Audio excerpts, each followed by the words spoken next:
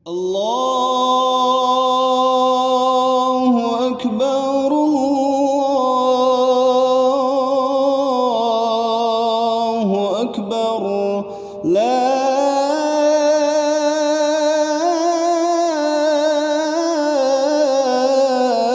إله إلا الله والله أكبر الله أكبر ولله الحمد. Assalamualaikum warahmatullah. Assalamualaikum warahmatullah.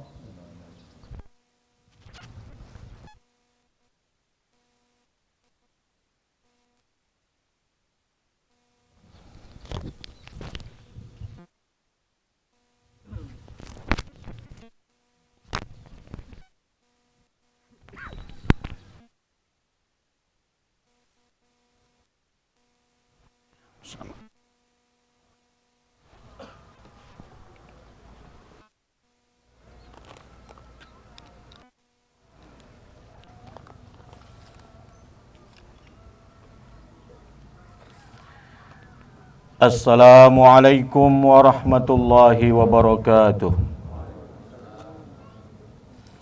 Alhamdulillahi rabbil alamin, alladzi khalaqana li'ibadatihi wa tauhidih. Nahmaduhu wa nasta'inuhu wa nastaghfiruhu wa nastahdi wa na'udzu bihi min syururi anfusina wa sayyiati a'malina. Man yahdillahu fahuwal muhtadi wa man yudlil falan tajida lahu waliyan mursyida. Ashhadu an la ilaha illallah wahdahu la syarika lah wa ashhadu anna Muhammadan abduhu wa rasuluh. Allahumma salli wa sallim wa barik ala nabiyyina Muhammad wa ala alihi wa sahbihi wa man da'a bida'watihi ila yaumiddin, amma ba'd. Faya ibadallah, usikum wa nafsi bitaqwallah, faqad fazal muttaqun, wa'lamu fa inna khairaz zadi taqwa, fattaqullaha la'allakum tuflihun.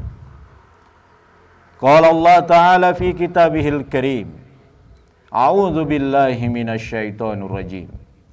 Ya ayyuhalladzina amanu taqullaha haqqa tuqatih wa la tamutunna illa wa antum muslimun. Allahu akbar, Allahu akbar. La ilaha illallah wallahu akbar.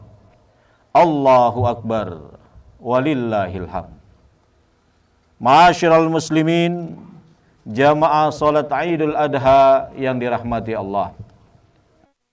Puji dan syukur kita panjatkan kehadirat Allah Subhanahu wa taala yang telah memberikan kenikmatan kepada kita sangat baik sehingga kita tidak akan mampu untuk menghitungnya.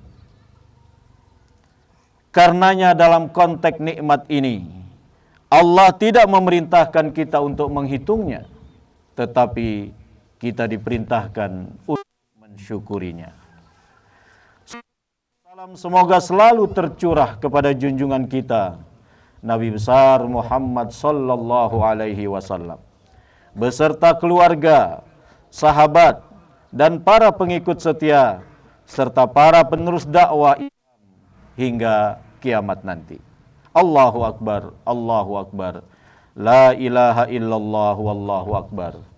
Allahu akbar walillahil hamd. Sejak terbenamnya matahari Zulqa'dah dan masuknya 1 Zulhijjah 1443 Hijriah, semesta bertakbir mengagungkan asma Allah. Dan pada hari yang mulia ini, 10 Zulhijjah 1443 Hijriah, kita memperingati hari raya Idul Adha atau hari raya kurban. Sehari sebelumnya kemarin, 9 Zulhijjah, jutaan umat Islam yang menunaikan ibadah haji wukuf di padang Arafah sebagai puncak ibadah haji. Karena Nabi mengatakan al-hajju Arafah. Inti daripada ibadah haji adalah wukuf di padang Arafah. Mereka berkumpul di Arafah dengan memakai ihram putih sebagai lambang kesetaraan derajat manusia di sisi Allah. Tidak ada keistimewaan antara satu bangsa dengan bangsa yang lain, seseorang dengan orang yang lain, kecuali ketakwaannya kepada Allah Subhanahu wa ta'ala. Inna akramakum indallahi atqakum. Dan hari ini kita kembali diingatkan kepada kisah seorang Khalilullah, kekasih Allah, Nabi Ibrahim alaihissalam, yang Allah uji kecintaannya antara cintanya kepada keluarga dan cintanya kepada Allah. Alhamdulillah, cintanya kepada Allah melebihi dari segalanya. Hal ini membuat kita, bahkan Nabi Muhammad SAW, harus mengambil pelajaran dari beliau, di mana Allah Subhanahu wa taala berfirman dalam surat Al-Mumtahanah ayat 4. Qad kanat lakum uswatun hasanatun fi Ibrahim walladzina ma'ahu. Sesungguhnya telah ada contoh teladan yang baik bagimu pada Ibrahim dan orang-orang yang bersama dia. Allahu akbar, Allahu akbar. La ilaha illallah wallahu akbar. Allahu akbar walillahil hamd. Jamaah salat Idul Adha yang dimuliakan oleh Allah. Begitu pentingnya berkeluarga dalam kehidupan seorang muslim. Maka pada kesempatan khutbah kali ini, kita akan mencoba mengambil nilai-nilai dan pelajaran yang berharga dari kisah Ibrahim dan keluarganya. Yang pertama, berbaik sangka kepada Allah. Dalam kitab Anbiyaullah, yaitu nabi-nabi Allah, yang ditulis oleh seorang ulama, Ahmad Bahjat, beliau menjelaskan, pada suatu hari Ibrahim alaihissalam terbangun dari tidurnya. Tiba-tiba dia memerintahkan kepada istrinya, Siti Hajar, untuk mempersiapkan perjalanan dengan membawa serta bayinya. Perempuan itu segera berkemas untuk melakukan perjalanan yang panjang. Pada saat itu Nabi Ismail masih bayi dan belum disapih. Ibrahim alaihissalam melangkahkan kaki menyusuri bumi yang penuh dengan pepohonan dan rerumputan, sampai akhirnya tiba di padang Sahara. Beliau terus berjalan hingga mencapai pegunungan, kemudian masuk ke daerah Jazirah Arab. Ibrahim menuju ke sebuah yang tidak ditumbuhi tanaman, tidak ada buah-buahan, tidak ada pepohonan, tidak ada makanan, tidak ada minuman. Tempat itu menunjukkan tidak ada kehidupan di dalamnya. Di tempat itu beliau turun dari punggung hewan tunggangannya, kemudian turunkan istri dan anaknya. Setelah itu tanpa berkata beliau meninggalkan. Kedua hanya dibekali sekantung makanan dan sedikit air yang tidak cukup untuk 2 hari. Setelah melihat kiri dan kanan, beliau melangkah meninggalkan tempat itu. Tentu saja Siti Hajar terperangah karena diperlakukan demikian. Beliau membuntuti suaminya dari belakang sambil bertanya, "Ibrahim, hendak pergi kemanakah engkau? Apakah engkau akan meninggalkan kami di lembah yang tidak ada sesuatu apapun?" Ibrahim alaihissalam tidak menjawab pertanyaan istrinya. Beliau terus saja berjalan. Siti Hajar kembali mengulangi pertanyaannya, tetapi Ibrahim alaihissalam tetap membisu. Akhirnya Siti Hajar paham bahwa suaminya pergi bukan karena kemauannya sendiri. Dia mengerti bahwa Allah memerintahkan suaminya untuk pergi. Maka kemudian dia bertanya, "A'allahu amaraka bihadza?" Apakah Allah yang memerintahkanmu untuk pergi meninggalkan kami? Ibrahim menjawab, "Na'am, benar wahai istriku." Kemudian istri yang solihah dan beriman itu berkata, izan lan yudayyi'una. Kalau begitu, beliau tidak akan menyia-nyiakan kami. Allah tidak akan menyia-nyiakan kami. Maka Ibrahim kemudian terus berjalan meninggalkan mereka. Allahu Akbar. Allahu Akbar. La ilaha illallah wallahu akbar. Allahu Akbar walillahil hamd. Jamaah salat Idul Adha yang dimuliakan Allah. Lihatlah bagaimana Nabi Ibrahim dan Siti Hajar mampu berbaik sangka kepada Allah. Mereka meyakini bahwa selagi mereka bersama Allah, maka tidak akan ada yang menyengsarakannya. Tidak akan ada yang dapat mencelakainya. Tidak akan ada yang dapat melukainya. Bila kita lihat banyak manusia yang frustasi dalam kehidupan ini, atau banyaknya manusia sengsara bukan karena sedikitnya nikmat yang Allah berikan kepada mereka, akan tetapi karena sedikitnya husnuzon, baik sangka kepada kebaikan Allah. Padahal nikmat yang Allah berikan lebih banyak daripada keburukan yang Allah ujikan. Oleh karena itu, kita harus terus baik sangka kepada Allah, karena Allah menjelaskan dalam hadis qudsi bahwa dia sesuai dengan persangkaan hambanya. Ana inda zonni abdi bi. Manusia wajib berbaik sangka kepada Allah apapun keadaannya. Allah akan berbuat terhadap hambanya sesuai dengan persangkaan hamba itu kepada Allah. Jika hamba itu bersangka baik, maka Allah akan memberikan keputusan yang baik untuknya. Dan jika hamba itu bersangka Allah, maka berarti dia telah menghendaki keputusan yang buruk dari Allah. Allah tidak akan menyia-nyiakan harapan hambanya yang berbaik sangka kepadanya. Seorang hamba yang bijak adalah mereka yang senantiasa berbaik sangka kepada Allah dalam setiap keadaan. Jika ia diberi kenikmatan, ia merasa bahwa hal ini adalah karunia dari Allah. Ia tidak merasa dimuliakan dengan kenikmatan duniawi tersebut. Jika dia diuji dengan penderitaan atau kekurangan, ia merasa bahwa Allah sedang mengujinya agar ia dapat meraih tempat yang mulia. Ia tidak berburuk sangka dengan menganggap Allah tidak adil atau Allah telah menghinakannya. Hal ini digambarkan dalam surat Al-Fajr ayat 15 dan 16. Fa'ammal insan idza mabtalahu rabbuhu fa'akramahu wa na'amahu fayaqulu rabbi akraman. Wa amma idza mabtalahu faqadara rabbi ahanan. Ada manusia yang ketika diuji oleh Tuhannya, diberi banyak nikmat, diberi banyak rizki, dia telah mengatakan Tuhanku telah memuliakanku. Sebaliknya, ada manusia ketika diuji oleh Tuhannya dengan dibatasi rezekinya, disempitkan rezekinya, dia mengatakan Tuhanku telah menghinakanku. Ini adalah pandangan yang baik. Yang diberi nikmat bukan berarti Allah memuliakannya, maupun yang diuji dengan disempitkannya nikmat bukan berarti Allah menghinakannya. Karena tolak ukur Allah memuliakan seseorang adalah ketakwaan, bukan pula kehinaan seseorang identik dengan sedikitnya harta. Sedikit ataupun banyaknya adalah ujian dari Allah. Yang penting bagi seorang yang diberikan nikmat yang banyak untuk mensyukurinya, dan yang dibatasi rezekinya itu hendaklah bersabar, karena di balik semua itu ada kebaikan yang Allah simpan untuk dirinya.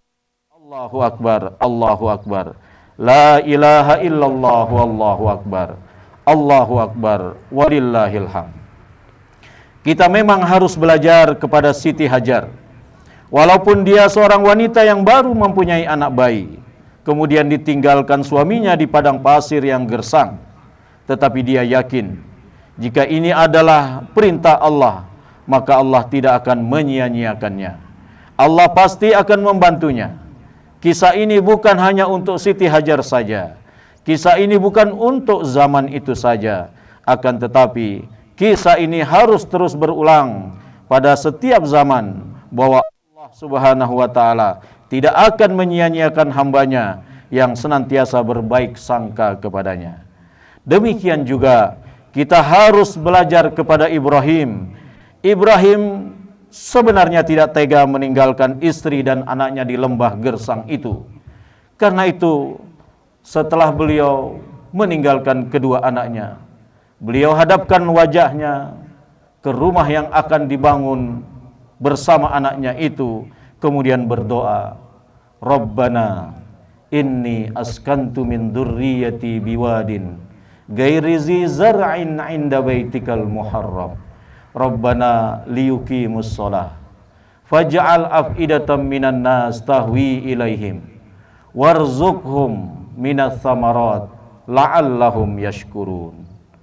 Doa Nabi Ibrahim ini mengisyaratkan bahwa beliau masih tetap bertanggung jawab terhadap keluarganya, walaupun beliau diperintahkan oleh Allah untuk meninggalkannya. Beliau titipkan keluarganya itu kepada Allah di tanah yang begitu gersang, agar mereka senantiasa mendirikan sholat dan agar mereka diberi rizki berupa buah-buahan dan lain sebagainya. Allahu Akbar, Allahu Akbar. La ilaha illallah wallahu akbar. Allahu akbar walillahil hamd. Ma'asyiral muslimin jamaah salat Idul Adha yang dirahmati Allah. Pelajaran yang kedua adalah mencari rezeki yang halal. Setelah Ibrahim alaihissalam meninggalkan istri dan anaknya untuk kembali meneruskan perjuangan dakwahnya, Siti Hajar menyusui Ismail, sementara dia sendiri mulai merasa kehausan. Panas matahari saat itu menyengat, sehingga terasa begitu mengeringkan tenggorokan. Setelah 2 hari, air yang dibawa habis, air susunya pun kering. Siti Hajar dan Ismail mulai kehausan. Pada waktu yang bersamaan, makanan pun habis. Kegelisahan dan kekhawatiran mulai membayangi Siti Hajar. Ismail menangis karena kehausan. Kemudian sang ibu meninggalkannya sendirian untuk mencari air. Dengan berlari-lari kecil, dia sampai di kaki bukit Sofa. Kemudian dia naik ke atas bukit itu. Ditaruhnya kedua telapak tangannya di kening untuk melindungi pandangannya dari sinar matahari. Kemudian dia menengok ke sana kemari, mencari sumur, manusia, kafilah atau berita. Namun tidak ada sesuatu pun yang tertangkap pandangan matanya. Maka dia bergegas turun dari bukit Sofa dan berlari-lari kecil sampai ke bukit Marwa. Dia naik ke atas bukit itu. Barangkali dari sana dia dapat melihat seseorang atau mendapatkan sesuatu tanda akan adanya sumur. Hajar turun dari bukit Marwa untuk menengok bayinya. Dia mendapati Ismail terus menangis. Tampaknya sang bayi benar-benar kehausan. Melihat anaknya seperti itu, dengan sedikit bingung dia kembali ke bukit Safa dan naik ke atasnya. Kemudian dia ke bukit Marwa, kemudian naik ke atasnya. Beliau bolak-balik antara antara bukit Safa dan Marwa sebanyak 7 kali. Allahu Akbar, Allahu Akbar. La ilaha illallah wallahu akbar. Allahu Akbar walillahil hamd. Jamaah salat Idul Adha yang dimuliakan Allah.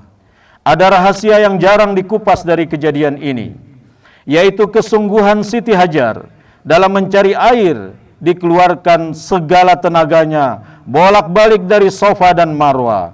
Walaupun bolak-balik dari Safa dan Marwa belum mendapatkan air, dia terus berusaha. Dan akhirnya air itu ada di dekat anaknya sendiri.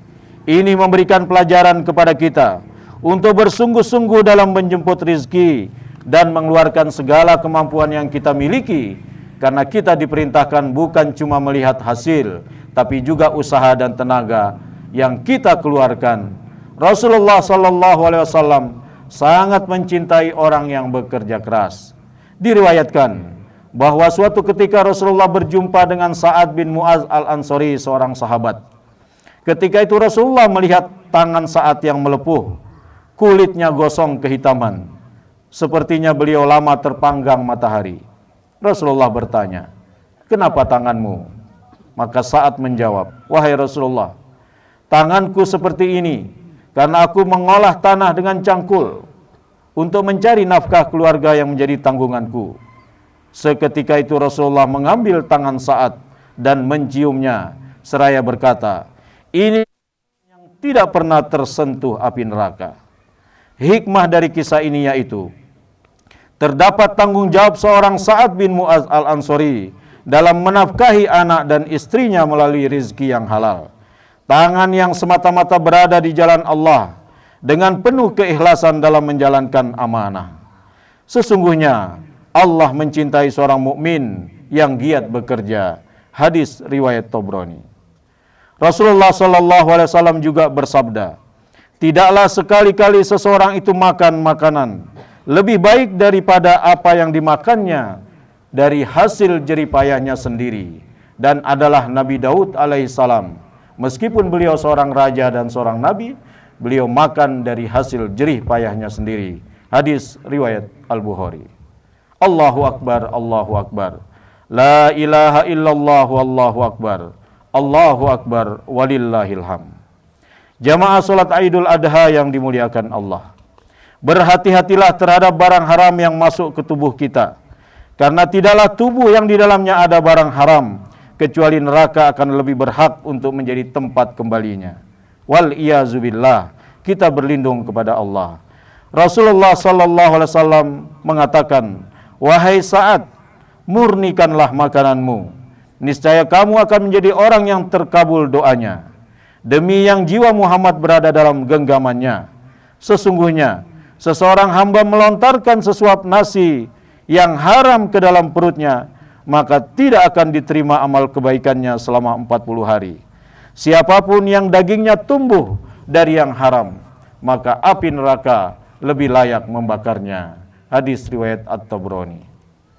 Dan juga ketika tubuh dimasuki dengan barang yang haram, maka selama 40 hari amal ibadah tidak diterima, dan bahkan dosa-dosa tetap tercatat oleh para malaikat.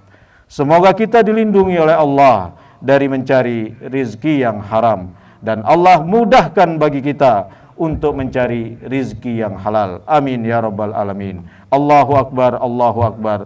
La ilaha illallah, wallahu akbar. Allahu Akbar, walillahilham. Pelajaran yang ketiga dari kisah Nabi Ibrahim dan keluarganya adalah berkorban untuk Allah Subhanahu wa taala. Ketika Ismail bertambah besar, hati Ibrahim bertambah kuat kepada putranya, bertambah sayang dia. Tidak mengherankan karena Ismail hadir di kala usia Nabi Ibrahim sudah begitu tua. Itulah sebabnya beliau sangat mencintainya. Namun Allah hendak menguji kecintaan Ibrahim alaihissalam dengan ujian yang besar disebabkan cintanya kepada putranya itu. Allah berfirman di dalam surat As-Saffat ayat 102. Falamma balagha ma'ahu saya qala ya bunayya inni ara fil manami anni azbahuka fanzur madza tara qala ya abati fa'al ma tu'mar satajiduni insyaallahu minas sabirin. Maka tatkala anak itu sampai pada umur sanggup bersama Ibrahim untuk berusaha, Ibrahim berkata, wahai putraku, sesungguhnya aku melihat dalam mimpi bahwa aku menyembelihmu. Maka pikirkanlah apa pendapatmu tentang ini. Maka Ismail menjawab, duhai bapakku, kerjakanlah apa ini perintahkan kepadamu. Insya Allah kamu akan mendapatiku termasuk orang yang sabar. Jamaah yang dirahmati oleh Allah, renungkanlah bentuk ujian yang telah Allah berikan kepada Ibrahim. Bagaimana kira-kira perasaan Ibrahim pada pergulatan seperti apa yang berkecamuk dalam batinnya. Salah besar mengira bahwa tidak ada pergulatan pada diri Ibrahim. Tidak mungkin ujian sebesar ini terbebas dari pergulatan batin. Ibrahim berpikir, mengapa? Ibrahim membuang jauh-jauh pikiran itu. Bukan Ibrahim namanya jikalau beliau mempertanyakan kepada Allah, mengapa atau karena apa? Karena orang yang mencintai tidak akan bertanya mengapa. Ibrahim hanya berpikir tentang putranya. Apa yang harus beliau katakan kepada anak itu saat beliau hendak membaringkannya di atas tanah untuk disembelihnya. Ibrahim mengambil jalan yang paling baik, yaitu berkata yang jujur dan lemah lembut kepada putranya, ketimbang menyembelihnya secara paksa. Lihatlah kepasrahan dan pengorbanan Ismail dan ayahnya Ibrahim. Mereka berlomba-lomba untuk mendapatkan cinta Allah. Mereka berlomba-lomba untuk mendapatkan kasih sayang Allah, walaupun yang dikorbankan adalah diri Ismail. Allahu Akbar, Allahu Akbar, la ilaha illallah wallahu akbar, Allahu Akbar walillahilham. Sadarkah kita bahwa saat ini kita sedang diajari oleh seorang anak dan ayahnya tentang makna pengorbanan kepada Allah dalam segala hal dalam kehidupan ini. Kata kurban dalam bahasa Arab berarti mendekatkan diri. Islam dikenal dengan istilah udhiyah, sebagaimana ulama mengistilahkan dengan an-nahar. Allah Subhanahu wa taala berfirman dalam surat Al-Kautsar ayat 2, "Fasholli li rabbika wanhar," maka dirikanlah salat karena Tuhanmu dan berkorbanlah. Akan tetapi, pengertian korban bukan sekedar menyembelih binatang kurban dan dagingnya kemudian disedekahkan kepada fakir miskin atau dihadiahkan kepada kerabat. Akan tetapi secara filosofis, makna korban meliputi aspek yang lebih luas. Dalam konteks sejarah, di mana umat Islam menghadapi berbagai cobaan, makna pengorbanan amat luas dan mendalam. Sejarah para nabi misalnya, Nabi Muhammad dan para sahabat yang berjuang menegakkan Islam di muka bumi ini memerlukan pengorbanan. Sikap Nabi dan para sahabat itu ternyata harus dibayar dengan pengorbanan yang teramat berat yang diderita oleh umat Islam di Mekah ketika itu. Umat Islam ada yang disiksa, ditindas, dan sederet tindakan kekejian lainnya dari kaum kafir Quraisy. Rasulullah pernah ditimpuki dengan batu oleh penduduk Taif, dianiaya oleh Ibnu Mu'id ketika leher beliau dicekik dengan usus onta. Abu Lahab dan Abu Jahal memperlakukan beliau dengan kasar dan kejam.